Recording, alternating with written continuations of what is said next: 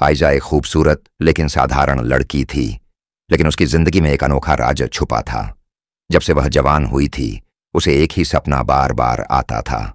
एक काला नाग जो किसी राजकुमार की तरह उससे बातें करता था, उसका हाथ पकड़कर किसी अज्ञात दुनिया में ले जाता था। जंगल की पुकार। एक दिन आयजा अपनी मौसी के गांव गई। वहां एक पुराना जंगल था जिसके बारे में कहा जाता था कि वह शापित है। गांव के लोग कहते थे कि वहां एक काली नागिन रहती है जो इंसानी रूप भी ले सकती है। रात को आयजा ने फिर वही सपना देखा, लेकिन इस बार सपना असली लग रहा था। वह नींद में चलते चलते जंगल के पास पहुंच गई। अचानक एक काला नाग उसके सामने आ गया, लेकिन वह डरने की बजाय शांत खड़ी रही। वह नाग इंसानी आवाज में बोला, मैं तुम्हारी तकदीर हूं आयजा, हकीकत या छलावा। आयजा चीखते हुए जाग गई, लेकिन सबसे अजीब बात यह थी कि उसके हाथ पर नाग की त्वचा जैसा निशान था, जैसे किसी ने उसे हल्के से छुआ हो। अगले दिन गांव में एक रहस्यमयी आदमी आया। लंबा कद, चमकती आंखें और एक अजीब सा जादुई आकर्षण। मैं झारून हूं, तुम्हारा होने वाला जीवन साथी, उसने कहा।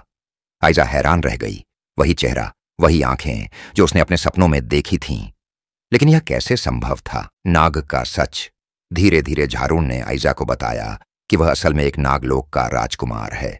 एक क्रूर जादूगर ने उसे और उसकी पूरी जाति को नाग में बदल दिया था, और सिर्फ आयजा ही वह लड़की थी जो इस श्राप को तोड़ सकती थी। आयजा ने झारून की बातों पर विश्वास कर लिया, लेकिन उसे गांव वालों की बातें याद थीं कि यह काली नागिन किसी को जिंदा नहीं छोड़ती।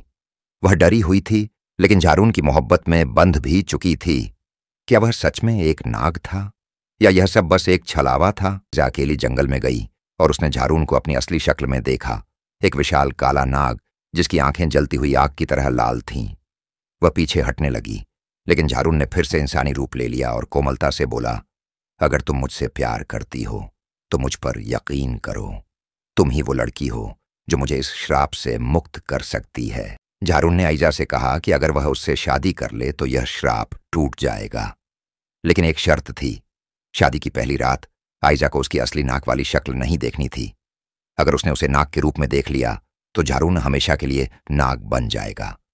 आयजा ने हिम्मत से फैसला किया, वह शादी करेगी। शादी की रात आ पहुंची। गांव के लोग चकित थे कि आयजा ने यह निर्णय क्यों लिया, लेकिन किसी ने कुछ नहीं कहा।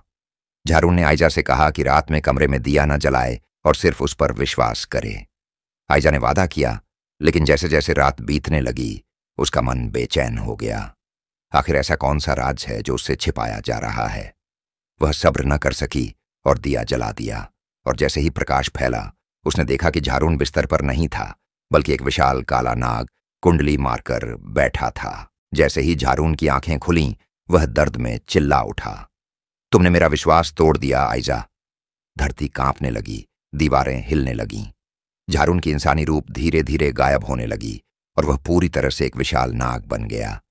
आयजा ने डर से रोते हुए कहा, मुझे माफ कर दो, मैंने तुमसे प्यार किया था, बस सच्चाई जानना चाहती थी। लेकिन अब बहुत देर हो चुकी थी।